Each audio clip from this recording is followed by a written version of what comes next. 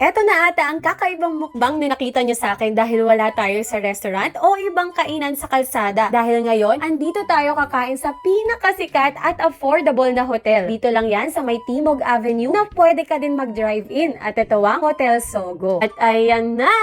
Finally, dumating na din ang mga in-order ko na pansit canton gisado, clubhouse sandwich with fries, bento meal na may fried shrimp, may dilis, mixed veg at rice, beef gyudon with rice, halo-halo bento meal na pork tonkatsu naman, spaghetti, crispy pata, fried chicken, pork hickory barbecue. Kaya tara, kain na tayo! Syempre, pansit muna dahil yan daw talaga ang masarap dito sa Hotel Sogo. At legit nga, masarap talaga kasi ang sauce niya at napaka-flavorful din. Isa pang masarap sa kanila at nagustuhan ko ay itong fried chicken nila. Yung pagkaluto niya parang spring chicken. At napaka-crunchy din niya at malasa kaya ketchup lang sapat na. At para sa mga gusto magkaroon ng VIP membership, pwede na kayong